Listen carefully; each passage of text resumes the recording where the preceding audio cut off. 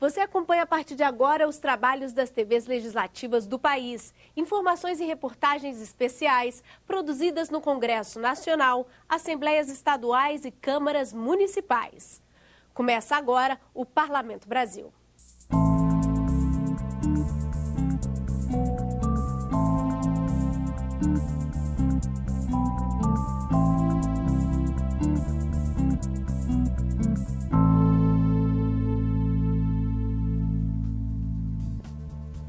Você vai ver neste programa, Ceará dá exemplo de como evitar o uso das sacolas plásticas e contribuir para um planeta mais saudável. Em Minas Gerais, deputados reclamam dos juros das dívidas do Estado e pedem a renegociação. Eleições municipais, você já pode conhecer os candidatos. Direto do Congresso, Câmara dos Deputados estuda proposta para incluir mais empresas no Simples Nacional e o projeto do Senado para impedir que os aposentados tenham dívidas demais. Na janela cultural, os 100 anos de Jorge Amado e as frases que só entende quem já conhece o linguajar cuiabano. Quando dizem tchá Cruz, tchá por Deus, ou então puxam bastante o R às vezes, né?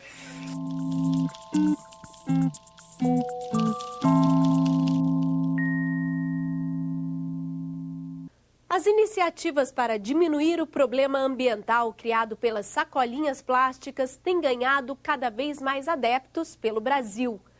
No Ceará, pequenos empreendedores têm dado o exemplo de como contribuir para um planeta mais saudável. Quem nos mostra é a TV Assembleia. Já se tornou um hábito sair para fazer compras só com a sacola retornada. Zacarias trouxe o costume ecologicamente correto da Europa, onde morou por uma década. Hoje, usa plástico apenas para embalar frutas. O lixo é colocado em um saco diferenciado, que não gera tantos prejuízos ao meio ambiente. Você está colaborando para diminuir esse problema que a sacola plástica está trazendo para a natureza. Você tem a sua própria sacola que você traz e leva todo dia. E você tem outras formas. Tem muita gente que acha que eu preciso da sacola plástica para colocar o lixo. Mas há outras formas de você acomodar o lixo, que é inclusive separando o lixo em casa. Todos têm a mesma postura que Zacarias, mas aos poucos a consciência ambiental é fortalecida no país. No Ceará, algumas iniciativas partem das empresas. Neste supermercado em Fortaleza são oferecidos aos clientes sacos oxibiodegradáveis que demoram 18 meses para se decompor e caixas de papelão. Alguns consumidores adotam um novo costume em prol de uma causa maior. A caixa de papelão ela é menos nociva ao meio ambiente, né? E o saco plástico, eu realmente tenho consciência que o saco plástico é prejudicial.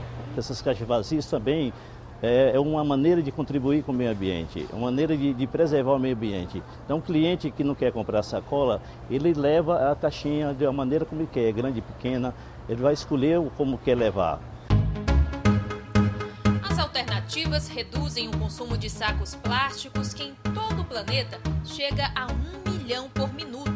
Para atender à demanda global de polietileno, um dos componentes do plástico, seria preciso 160 toneladas de cana-de-açúcar. Uma plantação equivalente a 53 milhões de campos de futebol. O plástico foi inventado no século XIX, mas se popularizou no Brasil apenas na década de 80. Hoje, cada brasileiro leva para casa cerca de 66 sacolas plásticas por mês. 80% delas se tornam sacos de lixo doméstico e muitas vezes vão para aterros sanitários. Leves e resistentes, as sacolas nem sempre chegam a esse destino. Se perdem no meio do caminho e se acumulam em vias públicas e nas margens de rios.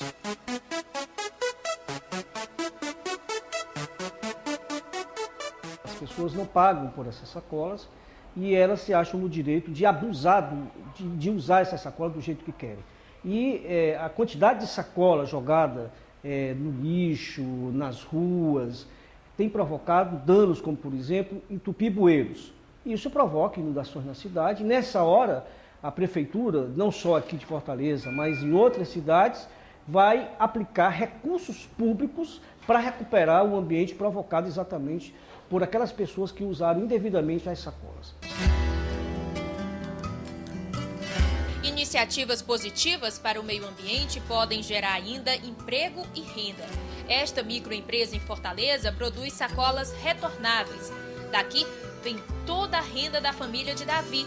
A mãe, a irmã e a esposa dele se dedicam ao negócio. A gente começou há 1 ano e meio atrás, a gente começou a fazer semanalmente 300 sacolas a 350.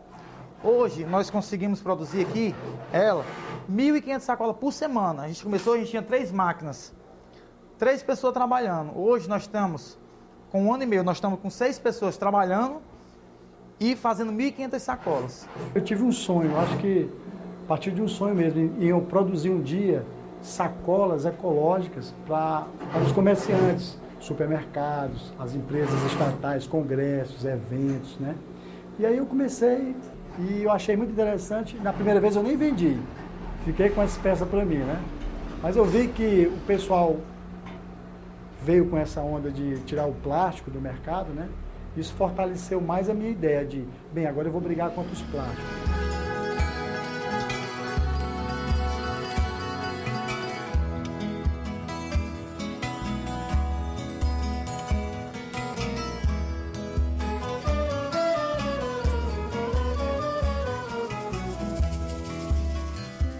Deputados estaduais mineiros querem renegociar as dívidas com a União.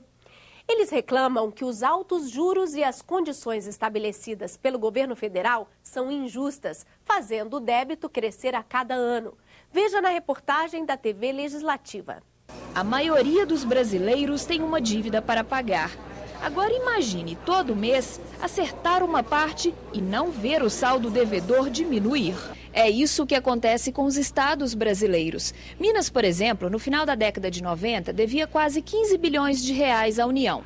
Todos os anos o estado pagou a parcela. Mesmo assim, no final de 2011, essa dívida era de 58 bilhões de reais. Ou seja, não abaixou e ainda por cima cresceu 294%. Os 3 pilares dessa renegociação desejada por todos nós. A redução dos juros de 7,5% para 2%. A alteração do limite máximo de comprometimento da receita líquida corrente de 13 para 9 e a alteração do indexador, hoje o GPDI. A gente deseja que possa ser alterado pelo IPCA, mais justo, mais correto e de acordo, evidentemente, com a atual conjuntura econômica. Só em 2011, Minas gastou 3 bilhões e 300 milhões de reais para saldar as contas com a União. Dinheiro que poderia ser investido também nos municípios. Poderia estar sendo investido em saneamento básico, poderia estar sendo investido em escolas, em unidades de saúde. Haja vista, as isenções têm sido feitas para as grandes empresas, para manter o nível de emprego. Os investimentos feitos pelo governo federal através do PAC, os municípios, que é onde vive o cidadão, estão cada vez com menos recursos para investir. Se nada for feito, quando chegar em 2028, que é o prazo final de pagamento da dívida, o saldo devedor continuará em 243 bilhões de reais.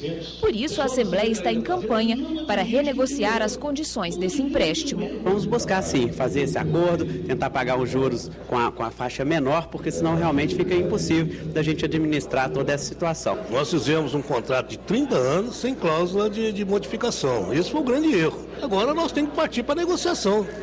Forçar o governo a abrir essa negociação, que até agora nós não vimos nenhuma sinalização. E a propaganda dos candidatos às eleições municipais deste ano já começou no rádio e na televisão. Até o dia 4 de outubro, 3 dias antes do primeiro turno, a propaganda eleitoral está liberada. Veja outros detalhes sobre este assunto no quadro Saiba Mais.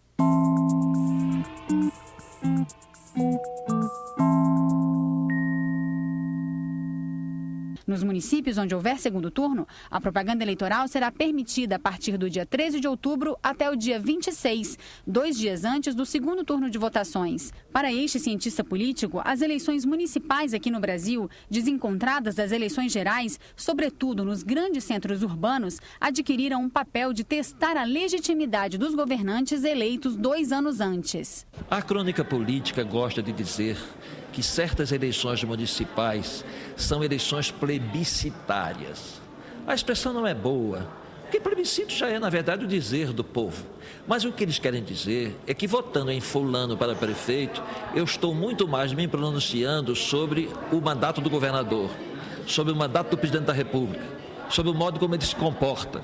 É, na verdade, um voto que tem outra direção. Creio eu que em São Paulo, que em Minas e que hoje no Rio de Janeiro, essas eleições municipais tendam a se pronunciar sobre o mandato presidencial, sobre o mandato do governo. A seguir, mais empresas incluídas no Simples Nacional e o projeto que põe limite nos descontos da folha de pagamento dos aposentados. Não saia daí, a gente volta em instantes.